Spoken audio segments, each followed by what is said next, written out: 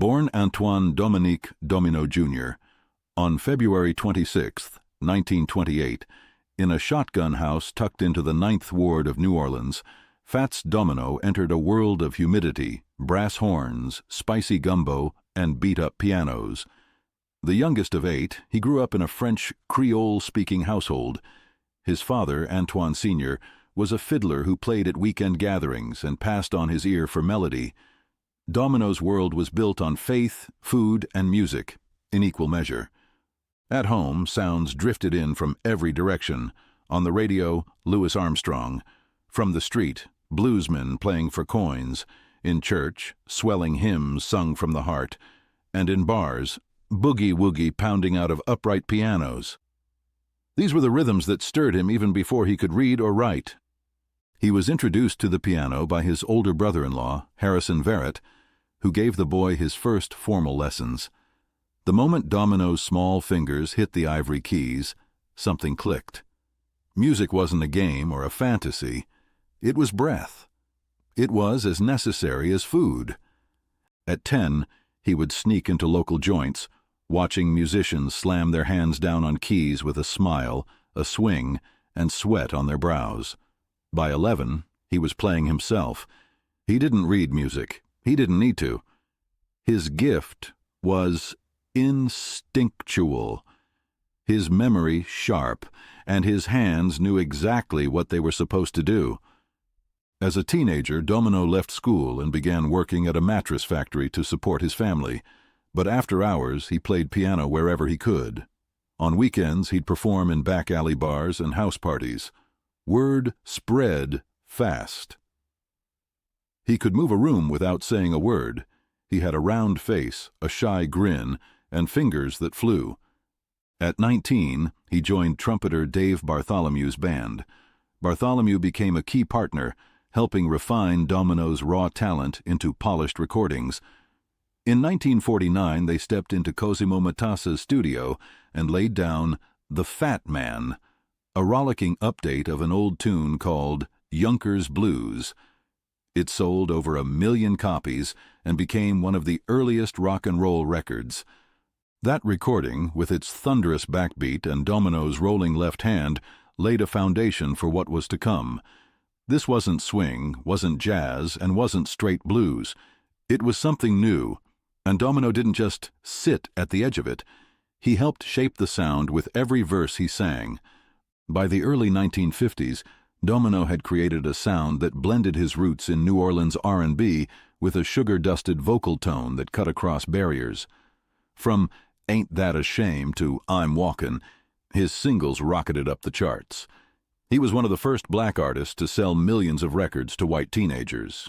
He appeared on television, played massive theaters, and toured endlessly. Despite the fame, he never changed. While Chuck Berry duck-walked and Elvis swiveled, Domino stayed behind the piano, smiling shyly and letting his music speak for him.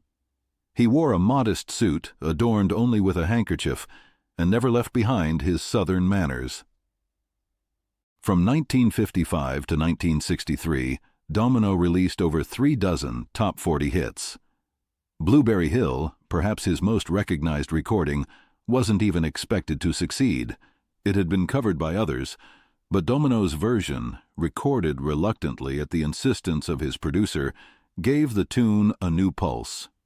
When he sang the opening words in his round, rich voice, audiences melted.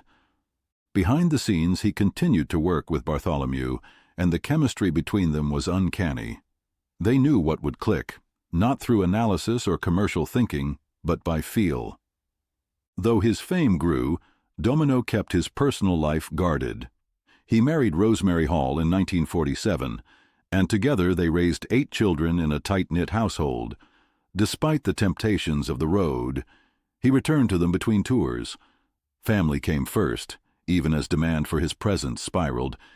He never embraced the spotlight. He was shy with reporters, uncomfortable with press events, and wary of praise. To him, playing piano in front of a live crowd, feeding off their joy and going home to his wife and kids, that was enough. He had his share of challenges. The constant touring wore him down. He saw cities that didn't welcome his skin color, faced venues that offered separate entrances, and encountered police escorts meant less for protection than for surveillance. But he bore it without complaint, never courting controversy, never seeking martyrdom. In later years, when asked why he didn't seek more attention or expand his brand, he simply said, "I already made all the money I need." As rock mutated in the 1960s, new styles pushed artists like Domino off center stage, but he never chased trends.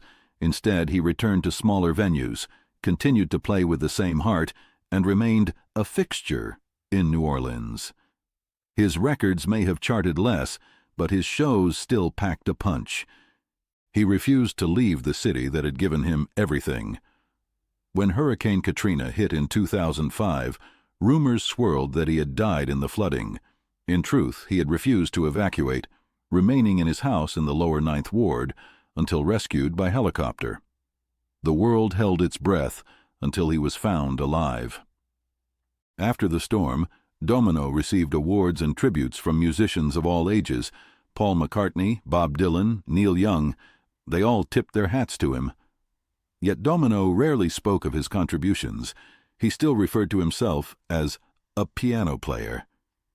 He resumed playing after the hurricane, though less frequently. His home was rebuilt, and he spent more time with family. The sparkle never faded from his eyes, and he never stopped loving red beans, rice, and a stiff drink. Domino's health began to falter in the early 2010s. He had battled diabetes and mobility problems for years. Still, he kept a piano nearby and played when he could. Neighbors would sometimes hear muffled music floating from his home, warm and familiar. By 2017, he was mostly housebound. His body had grown fragile, his steps unsteady, and his speech slower. Yet, when he placed his fingers on the keys, something magical stirred. Even near the end, he could draw out a phrase that felt like sunrise. In late October of that year, his condition worsened. His breathing became shallow. His speech faded into whispers. On October 24, 2017, surrounded by his family, Antoine Fats Domino Jr. exhaled one final time. He was 89.